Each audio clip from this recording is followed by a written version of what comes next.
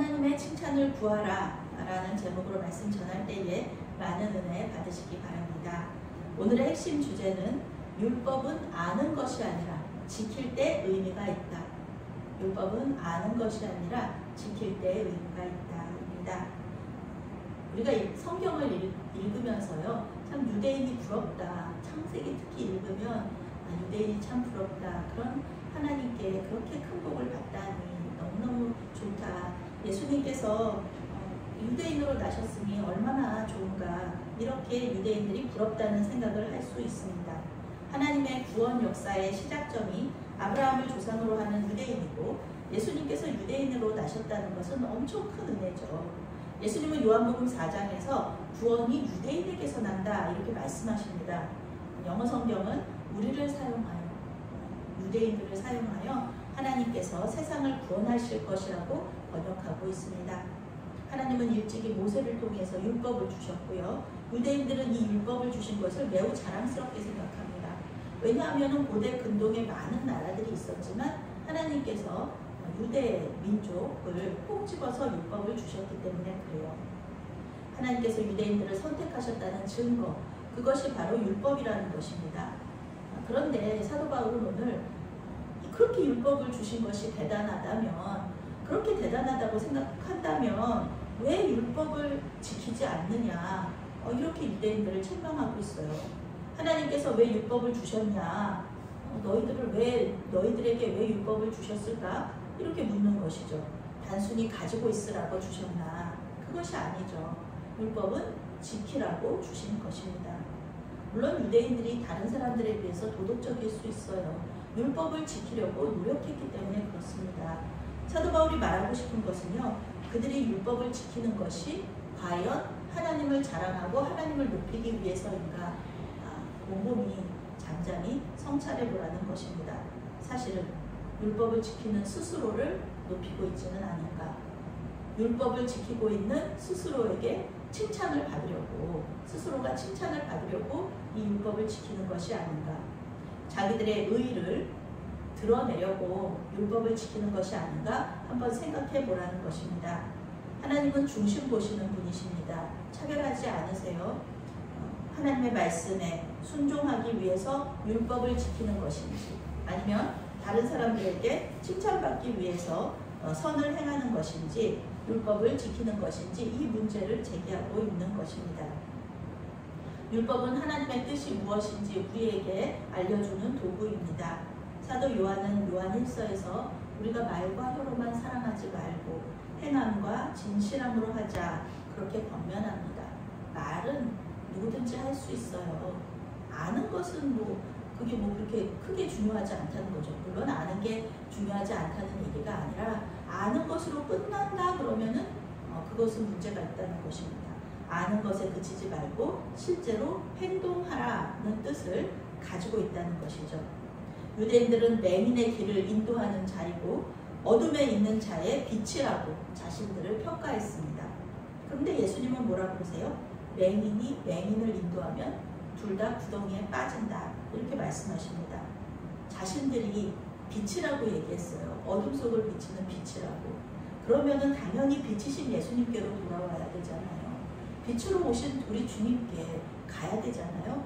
그런데 이 예수님께로 오지 않은 사람들입니다. 이 바리새인들, 종교 지도자들, 예수님께로 가지 않았어요. 어떻게 하나님의 구원 역사에 이들이 초청을 받을 수 있겠습니까? 동참할 수 있겠습니까? 사도 바울은 그 얘기를 하고 있는 거예요. 초청받았지만 그들은 거절했다는 것이죠. 이 디아트리베라는 수사 방법론을 계속해서 사용하고 있는데요. 가상의 적을 이용해서, 가상의 상대를 이용해서 이렇게 서로 대화로 논쟁하는 방식입니다. 아무리 율법을 잘 알고 율법을 잘 가르친다고 해서 율법을 지키지 않는다, 그러면 좋은 교사가 아닌 거죠. 저희 목사님들끼리 그런 얘기하세요. 선배 목사님들이 그런 얘기하세요. 설교 잘한다고 목회에 성공하는 거 아니다, 이렇게 말씀하세요. 설교 잘한다고 목회 성공하는 거 아니다. 왜 이런 말씀하실까요? 그 안에 숨은 뜻은 무엇일까요? 설교를 하면은 설교를 하는 것에 그치지 않고 그 설교를 삶으로 살아내야 목회에 성공할 수 있다. 그런 말씀인 것입니다. 목회에 성공하는 것이 큰 교회를 하고 사이즈가 아주 큰 그런 교회를 담임하고 그러는 것이 아니라 하나님께서 주신 사명을 잘 감당하는 것, 이것이 바로 목회에 성공하는 것이죠. 이것이 좋은 목사라는 것입니다. 사도 바울은 가장 단순하면서도 중요한 10계명 몇몇 개를 뽑아서 얘기를 하고 있어요. 율법을 알면서도 지키지 않는 유대인들의 죄를 고발하는 것입니다. 도둑질하지 말라고 하면서 너희들 도둑질하잖아. 저 중고등부 수련회 때 어디서 이제 강사 목사님이 오셨어요. 그때가 생각이 나요. 근데 그때 여기서 도둑질 한 번도 안 해본 사람 손들어 이렇게 얘기를 하시는 거예요. 근데 그 친구들이 전부 다 눈치가 있잖아요. 그러니까 도둑질 안 한 사람 손들어 그렇게 하면은 아무도 손을 들 수가 없는 거예요. 눈치가 있으니까. 그런데요, 이 목사님이 강사 목사님이 조목조목 얘기하시는데 정말 도둑질을 안 한 친구들이 하나도 없는 거예요. 우리는 사실 이 헌금에서 우리 아무도 자유로울 수 없잖아요. 우리 어렸을 때 그 부모님들이 헌금 주시면은 그거 다 안 하고 조금 그거 가지고 우리 마음대로 소용대로 썼던 그런 기억들이 다 있잖아요. 이런 거 다 도둑질이라는 거죠. 실정법으로는 도둑질한 적이 없어요. 한국 법에서는 한 번도 법에 처벌을 받은 적이 없어요. 그런데 우리가 하나님의 것을 도둑질한 것에 대해서 나는 하나님의 것 도둑질한 적 한 번도 없어요 라고 우리가 얘기할 수 있을까요? 하나님께서 주신 시간과 물질과 힘을 낭비한 적이 없을까요? 간음하지 말라고 가르치면서 또 간음했다. 예수님은 음욕을 품는 것만 가지고도 간음죄를 짓는 것이라고 말씀하셨어요. 특히 하나님은 우상 숭배를 간음죄로 판단하시고 정죄하십니다. 예수님은 말과 행동이 다른 이 바리새인들을 외식하는 자라고 부르셨어요. 외식하는 자는 위선자들이라는 뜻입니다. 겉과 속이 달라요. 영어 성경은 뽐내는 사람, 자기를 자랑하는 사람이라고 번역하고 있습니다. 외식하는 자들은 자기를 자랑하는 사람들이에요. 사람들한테 자랑하고 싶어서, 사람들한테 높임을 받고 싶어서 외식하고 또 예수 잘 믿는, 하나님 잘 믿는 것처럼, 율법 잘 믿는 것처럼, 잘 지키는 것처럼 했던 사람들, 이런 사람들을 예수님은 이렇게 판단하셨어요. 정죄하셨어요. 이러한 위선과 외식은 결국 하나님을 욕되게 하는 것으로 끝이 납니다. 이중적인 사람들이 믿는 하나님을 누가 믿겠습니까? 율법을 알면서도 지키지 않는 사람들을 보면서 어떤 이방인이 아이고 하나님 믿으니까 저 사람 참 이중적이 되었네. 하나님 믿는 사람이 참 이중적이네. 나도 하나님 믿어야지. 이렇게 말할 사람은 아무도 없다는 것입니다. 사람들은 성경을 모르잖아요. 성경을 읽지 못해요. 예수 믿지 않는 사람들이 왜 성경을 보겠습니까? 그러면 그 사람들은 어떻게 성경을 봅니까? 어떻게 성경을 읽습니까? 예수 믿는 사람을 통해서, 그들을 통해서, 우리를 통해서 그들은 예수님을 봐요. 하나님을 알게 돼요. 그 말씀이에요. 우상 숭배와 불순종으로 남유다가 멸망했을 때 하나님은 힘없는 신이라고 그 바벨론 사람들이 얼마나 우습게 봤는지 몰라요. 하나님은 수치를 당하셨습니다. 유대인들의 왕이신 예수님을 십자가에 못 박아서 죽였을 때 이방인들이 뭐라고 얘기했냐면은 아주 어리석은 신이라고 얘기했어요.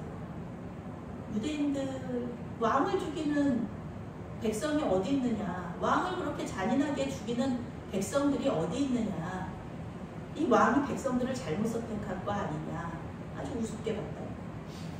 그런 백성들을 선택하신 하나님을 수치스럽게 했습니다. 욕되게 했습니다. 오늘 사도 바울 그 얘기하고 있는 거예요. 또 유대인들이 하나님께 선택받은 민족이라고 자랑하는 두 번째 증거가 있습니다. 그것은 바로 할례입니다. 우리 주일마다 이렇게 창세기를 이렇게 보고 있는데 그때 할례에 대한 이야기가 나왔었죠. 아브라함과 맺은 계약의 증거입니다. 아브라함과 후손들은 모두 하나님을 믿고 하나님은 그들의 하나님이 되시겠다는 언약의 표시로 유대인 남자들은 모두 난지 8일 만에 할례를 받게 되어 있습니다. 몸에 있는 표시를 보면서 내 몸에 있는 상처죠. 그 표시를 보면서 하나님과의 계약을 기억하는 것입니다. 그런데 사도 바울은 할례 역시 구원의 표시가 될 수 없다고 말합니다. 하나님도 할례에 대해 말씀하실 때요, 아브라함에게 주신 복을 무조건 할례 받으면 다 받을 수 있다 얘기하신 게 아니잖아요. 그 자손이 하나님 잘 듣고 하나님 말씀에 순종할 때 아브라함이 받은 복을 그 자손들에게 또 주시겠다고 약속을 하셨습니다. 하나님께서 원하시는 것은 할례가 아니라 순종이라는 것입니다. 할례 의식을 행한다고 해서 무조건 하나님의 말씀에 순종하는 것이 아닙니다. 할례 받은 사람 중에서도 바리새인들이나 종교 지도자들이 할례 받지 않았을까요? 그 할례 받은 사람들이 예수님을 십자가에 못 박아서 죽였잖아요. 그런 것처럼 오히려 할례 받지 않고 하나님 말씀에 순종하는 사람들, 이방인들이죠. 이방인이 율법을 잘 지킴으로 말미암아 할례 받은 사람을 정죄할 것이다. 이렇게 사도 바울이 말하고 있습니다. 신구약 성경에서는 모두 하나님 말씀하세요. 마음의 할례를 받아라. 마음의 할례를 받아라. 몸에 표시가 있어도 하나님을 믿지 않고 그 말씀에 순종하지 않는데 무슨 구원이 있을 수 있겠는가? 그런 거죠. 하나님께서 기뻐하시는 사람은 유대인의 혈통을 가진 사람이 아니라 믿음을 가진 사람이라는 거예요. 그래서 아브라함은 믿음의 조상입니다. 아브라함은 믿음으로 구원받은 첫 번째 사람이에요. 그래서 우리 모두가 다른 인종일지라도 믿음으로 구원받은 사람은 모두 아브라함의 자손이 되는 것입니다. 사람의 칭찬을 받는 사람이 아니라 하나님의 칭찬을 받는 사람이 의롭다 여김을 받고 구원을 얻을 것이라고 오늘 사도 바울은 분명하게 얘기하고 있어요. 하나님의 칭찬받는 방법은 무엇입니까? 너무 쉬워요. 우리 예수님을 잘 믿는 겁니다. 예수님 잘 믿으면요 하나님께 칭찬받아요. 그래서 하나님께서 말씀하시는 구원의 방법이 그거잖아요. 예수님 잘 믿는 거예요.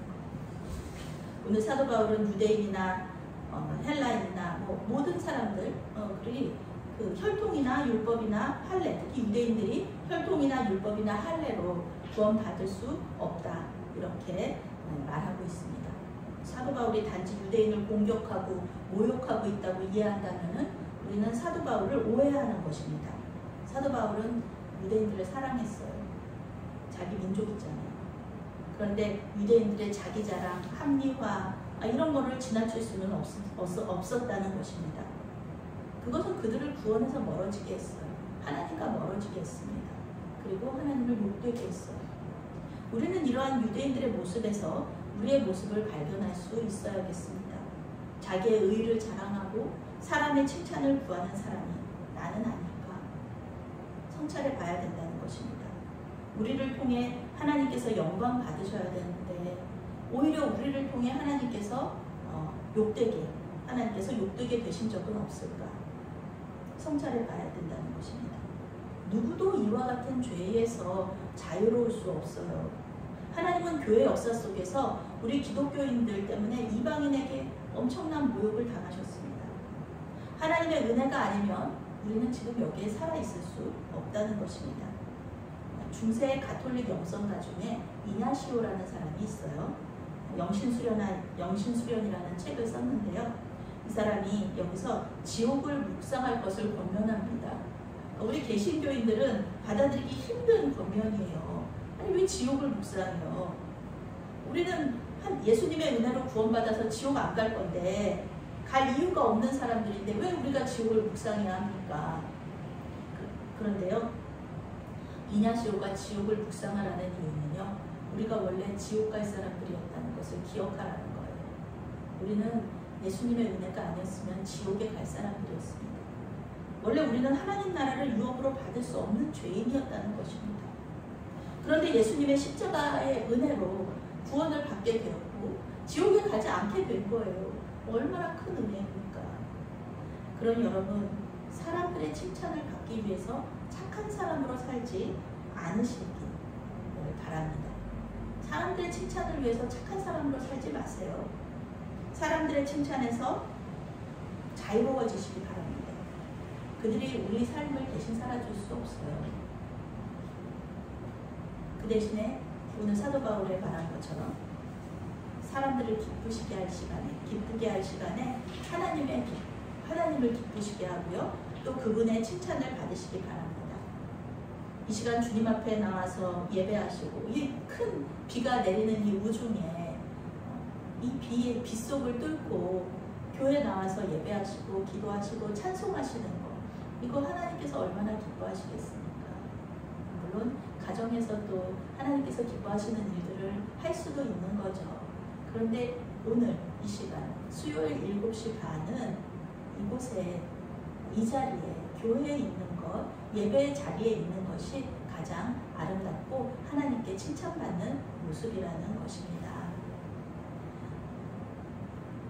주님과 깊은 교제 가운데 들어가셔서 하나님의 평안과 기쁨과 칭찬을 가득 받으시는 저와 우리 메아리교회 성도님들이 되시기를 예수님의 이름으로 축원합니다. 사랑하는 하나님, 죽을 수밖에 없는 죄인을 살려주셔서 감사합니다. 지옥에 갈 수밖에 없는 죄인을 하나님 나라로 인도하여 주시고 그 나라를 유업으로 주시니 감사합니다. 사람의 칭찬에서 자유하게 하시고 오직 하나님의 사랑하시는 자녀들, 하나님의 칭찬을 구하는 하나님의 사랑하시는 자녀들이 되게 하여 주시옵소서. 예수님의 이름으로 기도합니다. 아멘.